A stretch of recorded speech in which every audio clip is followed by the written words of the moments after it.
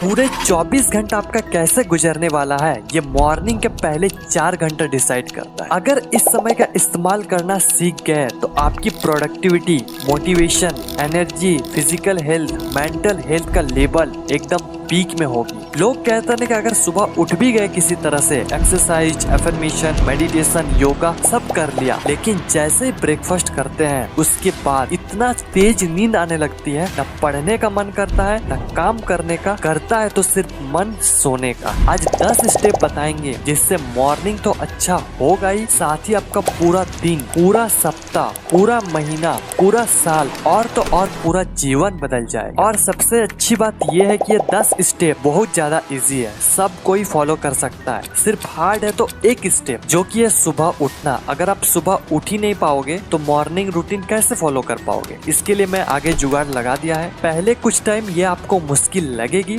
लेकिन उसके बाद आपको ये आदत सा हो जाएगा। और लास्ट के स्टेप यानी कि स्टेप 9 और स्टेप 10 को फॉलो कर लिया तो जो कंसिस्टेंसी हम फॉलो नहीं कर पाते, कभी सुबह उठ जाते हैं, कभी नहीं उठते, कभी मन करता है, कभी नहीं मन करता है, ये पूरी तरह से खत्म हो जाएगी। आओ समझते हैं आसान भाषा में the perfect morning routine.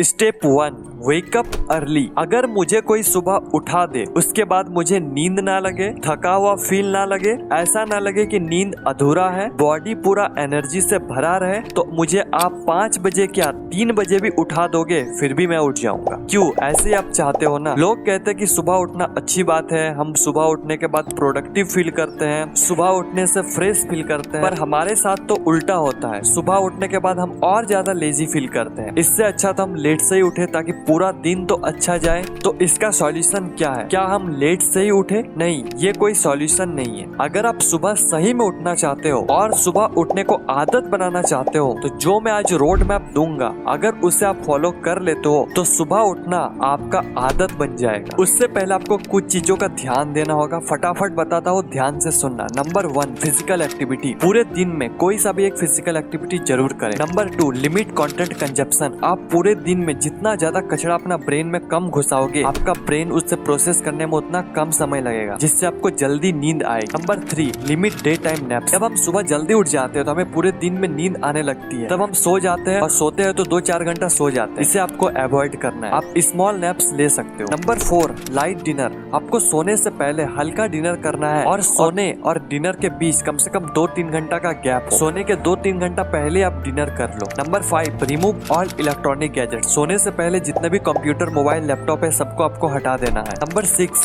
Keep your room dark. सोने से पहले अपने रूम को जितना हो सके उतना डार्क करो। सारे लाइट्स को ऑफ कर दो, जिससे आपका मेलाटोनिन का लेवल बढ़ेगा और आपको नींद अच्छी आएगी। Number 7, follow your hobbies. सोने से पहले अपने हॉबीज को फॉलो करो जिसमें कोई भी मोबाइल, लैपटॉप ना हो। जैसे आप राइटिंग, जर्नलिंग अपने या फिर कोई भी स्किल को फॉलो कर सकते हो। Number 8, meditation. सोने से पहले मेडिटेशन करके सो, जिससे आपको नींद बहुत गहरी आने वाली है। Number 8, make your to do list. सोने से पहले नेक्स्ट मॉर्निंग के लिए टू डू लिस्ट बना के सोए। Number 9, take shower. सोने से पहले जब आप शावर लेते हो तो आपका नींद का क्वालिटी और ज्यादा बढ़िया हो जाता है, इसलिए सोने से पहले शावर ले सकते हो तो जरूर ले। Number 10, manage worries. सोने से पहले जितने भी झगड़ा है सब कुछ सुलटा के सोए, क्योंकि कुछ भी चीज ऐसा रहेगा जिससे आपको नींद खराब हो सकती है। ये सारे चीज करने के बाद आपको जो मैं रोड मैप दे रहा हूँ उसे आप फॉलो करना स्टार्ट करो। ये रूटीन आपको 30 डेज तक फॉलो करना होगा और इस 30 डेज को मैंने 4 फेजों में डिवाइड किया हूँ।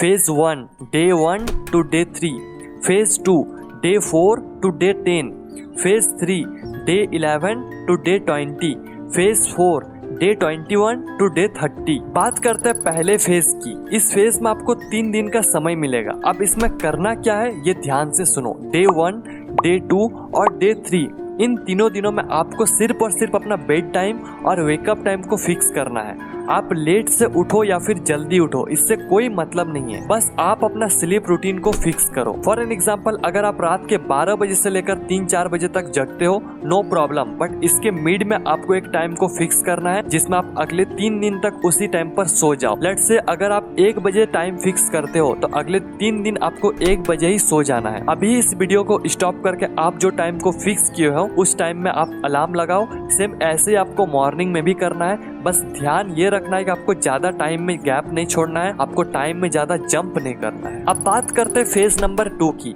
इसमें आपको डे 4 से लेकर डे 10 तक आपको सिर्फ 3 मिनट पहले सोना है। अगर आप 1 बजे सोने का प्लान किए हो तो आप डे 10 में 12:39 में सो जाओगे। फेज नंबर 3, इसमें आपको डे 11 से लेकर डे 20 तक 6 मिनट पहले सोना है। अगर आप इस फेज को भी सक्सेसफुली कंप्लीट कर लेते हो तो आप डे 22 में 11:39 में सो जाओ। Now hardest phase is phase number 4। जब आप 3 फेज को कंप्लीट कर लोगे तो मुझे पता है कि ये वाला फेज भी आप आसानी से कंप्लीट कर लोगे। नाउ इसमें आपको करना क्या है कि डे 21 से लेकर डे 30 तक सिर्फ 9 मिनट पहले सोना है। अगर आप ये भी कर लेते हो तो कॉन्ग्रेचुलेशन, आप डे 30 में 10:09 में सो जाओगे। मैं कोई हवा में बात नहीं कर रहा हूँ, ना ही आपको मोटिवेट कर रहा हूँ सुबह उठने के लिए। अगर आप ये कर लेते हो तो आप जल्दी सो भी जाओगे और जल्दी उठ भी जाओगे। ये प्रैक्टिकल टिप्स है, आज से कुछ मंथ पहले मैंने खुद ट्राई किया हूँ। आज सुबह उठने में मुझे कोई प्रॉब्लम नहीं होती। Step 2, start your day. सबसे पहले जब आप सुबह उठ जाओ, कल से आप सुबह 4 बजे नहीं उठ जाओगे, लेकिन एक टाइम बाद जरूर उठोगे। अभी आप जब भी सुबह उठो ये सारे चीज जरूर करना जो मैं आगे बताने वाला हूँ। इससे आप लेट उठो या फिर जल्दी, आपका पूरा दिन अच्छा जाएगा। फॉर एन एग्जाम्पल, अगर आप 4 बजे उठते हो तो सबसे पहले सुबह उठने के बाद अपने बेड में ही ईश्वर प्रार्थना करना है। उसके बाद 10 लंबी और गहरी सांस लेना है। इस समय आपको पूरे दिन के बारे में नहीं सोचना है, सिर्फ अपने सांसों में ध्यान लगाना है और नेगेटिव थिंकिंग नहीं करना है कि कल 11 बजे सोए थे लेकिन नींद 12 बजे आई और 4 बजे नींद खुल गया, सिर्फ 4 घंटे का नींद लिया हूँ। ये सब आपको नहीं सोचना है, बस सुबह उठने का आनंद लेना है और ये सारा चीज आपको बेड में ही करना है। अभी तो हम सिर्फ दिन का स्टार्ट किया है, इसके बाद 3 सबसे इम्पोर्टेंट चीज करना है जिससे आप हेल्थी फील करोगे, आपको मोटिवेशन मिलेगी और आप फ्रेश फील करोगे। Number 1, make your bed. इसके बारे में मैं बहुत सारे वीडियो में बात किया हूँ। ये सुनने में बहुत इजी लगता है और हाँ ये इजी है भी, लेकिन ये करने से हमें ये पता लगता है कि हम अपने लाइफ में कितना ज्यादा कंसिस्टेंट है। इसलिए आपको रोज बेड या फिर बिस्तर को जरूर बनाना है। Number 2, glass of water. जैसे आप अपना बेड बना लो उसके बाद आपको 1 गिलास पानी पीना है। इसके इतने बेनिफिट है कि गिनते गिनते आप थक जाओगे। फायदे दिखाना और फायदे करवाना दोनों अलग चीज है। आप ट्राई करो फिर आप खुद बताना कि इसका कितने फायदे हैं। ओके, तो आपको 1 गिलास पानी खाली पेट में जरूर पीना है जिससे आपके बॉडी के सारे टॉक्सिन्स निकल जाएंगे और साथ ही आपको भूख नहीं लगेगी, जिससे कि आप आगे के सारे चीज कर पाओ। Number 3, fresh. जैसे आप वो 2 चीज कर लेते हो उसके बाद आपको फ्रेश हो जाना है जिससे आप फ्रेश फील कर पाओ और साथ ही आपको नींद ना लगे। और मुझे नहीं लगता कि आपको नींद लगेगी अगर जैसे रोड मैप दिया उसे फॉलो किया तो। Step number 2, meditation. सेम इसमें भी आपको इसके फायदे के बारे में बताने का कोई जरूरत नहीं है। इसमें आपको ये बताना है कि मेडिटेशन करना कैसे है। ये शुरू करे तो वीडियो इसी में निकल जाएगा, इसलिए कुछ सिंपल टेक्निक्स बताता हूँ जिसे आप फॉलो कर पाओ। अभी सबसे पहले ये समझो कि मेडिटेशन यानी कि ध्यान, आपको किसी एक चीज में ध्यान करना है। अभी आप 0 थॉट स्टेट में नहीं पहुँच जाओगे, ना ही आपका माइंड पूरी तरह से ब्लैंक हो जाएगा। ऐसा करना पॉसिबल है पर अभी नहीं। सिंपल चीज बताता हूँ जिसे आप कर पाओ। टेक्निक नंबर 1, जब हम मेडिटेशन करने बैठते हैं तो हमारे ब्रेन में कई सारे थॉट आने लगती है। हम अपने सांसों में ध्यान देते हैं पर थोड़ी देर बाद हमारा ध्यान भटक जाता है। जैसे कि मुझे ये समझ नहीं आ रहा कि पहले एक्सरसाइज करें या फिर मेडिटेशन। गूगल करके देखते हैं, अचानक हमें याद आता है कि हम मेडिटेशन कर रहे हैं, फिर हम अपनी सांसों में ध्यान देने लगते हैं। ऐसे ही चलते रहता है। आप क्या करो कि आप बैठो, अपने अंदर के आवाज को बोलने दो, 10-20 सेकंड जो बोल रहा है उसे बोलने दो। फिर आपको अपने आप से ये वाले सेंटेंस बोलना है जो मैं बता रहा हूँ। ध्यान से सुनना। भाई आप कुछ बोल रहे हो तब से सुनाई दे रहा है, और एक बार बोलो मैं अच्छा से सुना नहीं। इस सेंटेंस को बोलकर अपने अंदर के आवाज को सुनना है। आपका ध्यान सुनने में चला जाएगा, फिर बोलेगा कौन। ये करो, इंस्टेंट रिजल्ट मिलेगा। आप अभी भी वीडियो को स्टॉप करके ट्राई कर सकते हो, फिर बताना काम किया या फिर नहीं। टेक्निक नंबर 2, आपको ये नहीं करना है कि आपको पूरा जोरों शोरों से सांस लेना है। 2-4 बार हम सांस लेने के बाद फिर हमारा ब्रेन इधर उधर भटकने लगता है, फिर हम वैसे ही करने लगते हैं। इसके जगह आप नॉर्मल सांस लो और उस पर ध्यान दो। सांस लेने में मत ध्यान दो, सांसों पर ध्यान दो। टेक्निक नंबर 3, जब आप मेडिटेशन करने बैठो तो कोई ऐसा जगह चुनो जहाँ पर शांति हो। आप अपने नेचर के साथ बैठ सकते हो। जब आप मेडिटेशन करने बैठ जाओ तो आपको आवाज सुनने का कोशिश करना है, जैसे चिड़ियों का चहकना और भी नेचर के जितने आवाजें ये सारी चीजों को सुनने में ध्यान दो, क्योंकि तब आपका ध्यान साउंड्स में रहेगी और तब आप मेडिटेट कर पाओ। तब आपका ध्यान साउंड्स में रहेगी और ये भी एक मेडिटेशन का टेक्निक है। मेडिटेशन के साथ ही आप एफर्मेशन, विजुअलाइजेशन या फिर मैनिफेस्टेशन भी कर सकते हो। Step number 4, exercise. इसके लिए आप जिम ज्वाइन कर सकते हो या फिर घर में ही कर सकते हो बिना कोई इक्विपमेंट के भी। अगर आप डेली 30 मिनट एक्सरसाइज कर लेते हो तो आपका टेस्टोस्टेरोन का लेवल कई गुना ज्यादा बढ़ जाती है, जिससे आप थका हुआ फील नहीं करते हो।